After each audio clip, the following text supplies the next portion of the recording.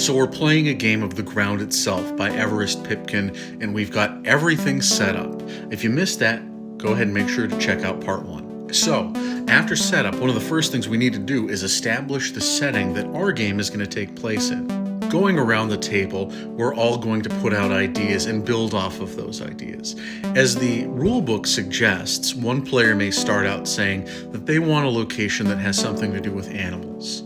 The next player might build off of that and narrow it down a little bit to say, how about a zoo? The next player might expand upon that and say, what if it was sort of a diverse zoo planet? The goal here should be to really yes and other people's ideas, not turn them down. And in the end, the location that gets made shouldn't be incredibly complex. Don't worry if it's not all mapped out. That's something that you're going to come up with your friends as you play. This should be a location that can be summed up in 1, maybe 2 sentences.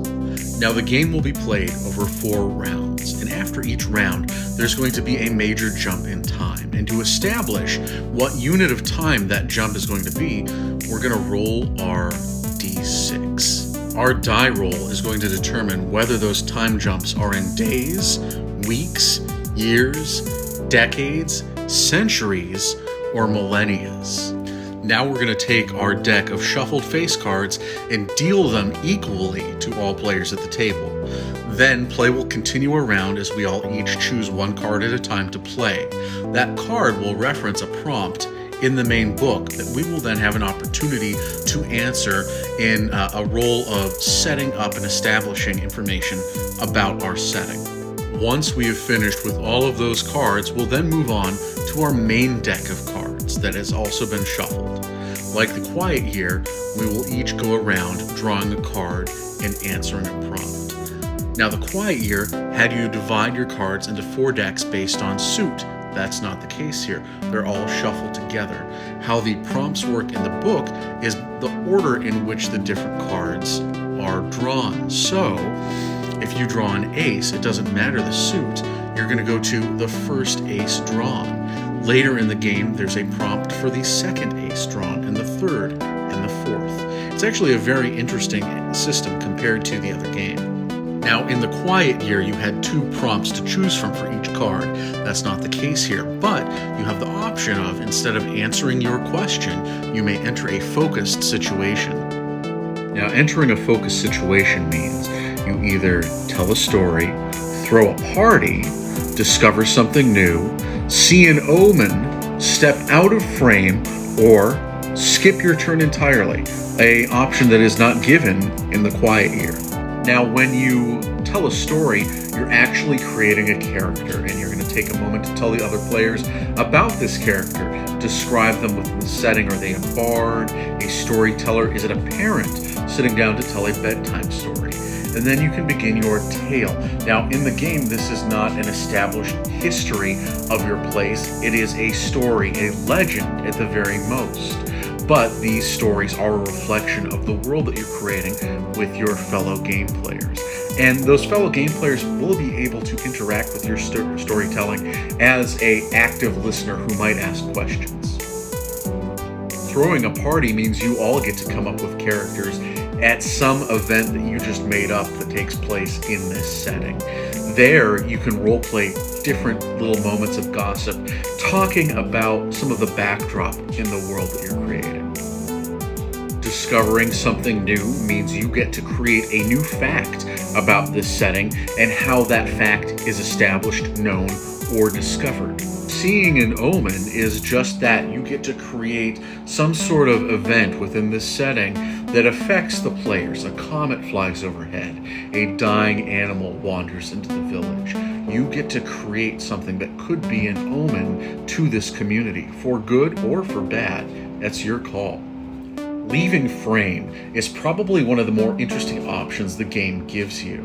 Because this is a location-specific game, unlike the Quiet Year, where you're talking about a larger area, you're not going to spend a lot of time talking about the outside environment. This gives you an opportunity to describe the mountain to the east, or talk about what's happening with those troops that everyone is talking about amassing on the western front of the land your location is in.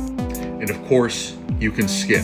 It is important to note, though, that the game's system of counting cards still comes into play. So if you choose to skip on a turn where you've drawn a 3 of spades, and it's the third 3 that's been drawn in the game, the next 3 drawn will get the prompt for the fourth 3.